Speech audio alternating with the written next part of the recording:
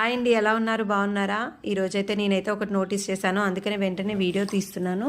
మామూలుగా నాకు కొంచెం కడుపు ఉబ్బరంగా గ్యాస్ట్రిక్ అనిపిస్తే ఎవరో చెప్పారు, కొంచెం నల్లుప్పు లైట్గా కొంచెం చిటికడంతా తీసుకొని వాటర్లో కలుపుకొని తాగు, ఫలితం ఉంటుందని. ఇంకా నేనైతే అలా ట్రై చేశాను, నిజంగా చాలా ఫలితమే ఇచ్చింది. కాకపోతే ఏంటంటే నేను అది అలా తాగినప్పుడు నోటీస్ చేసింది ఏంటంటే దాని లోపల అడుగున ఇసుక ఉంది.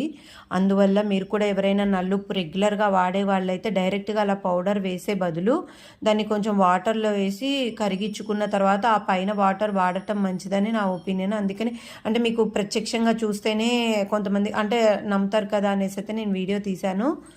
నేను తీసుకున్న నల్లుప్పులు అయితే వచ్చింది, అందరి దాంట్లో వస్తుందో లేదో అయితే తెలీదు, నేను నోటీస్ చేశాను కాబట్టి అయితే వీడియో తీశాను.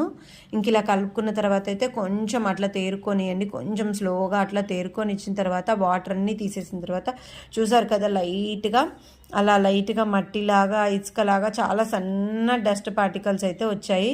నేను నార్మల్గా రెగ్యులర్గా వాడే ఉప్పును కూడా ట్రై చేశాను, దీని తర్వాత దాంట్లో అయితే నాకైతే రాలేదు.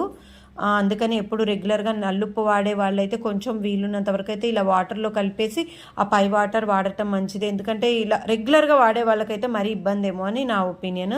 నేను నార్మల్గా పానీపూరి కట్లెట్ చేస్తేనే వాడతాను, కానీ ఇదా చూసిన తర్వాత నుంచి అయితే నేను కూడా అలాగే వాటర్లో వేసి కలిపి వాడుతున్నాను. ఇందాక వడకట్టాను కదా, వడకట్టిన వాటర్ కూడా కొంచెం అలా వదిలేసిన తర్వాత చూస్తే అందులో కూడా ఇంత పార్టికల్స్ లాగా ఉంది. ఇది వాడచ్చో లేదో అయితే నాకైతే తెలీదు. మీరు కూడా ఎప్పుడైనా వాడేది ఉంటే మాత్రం వీలుంటే అలా కలుపుకొని వాడండి నచ్చితే.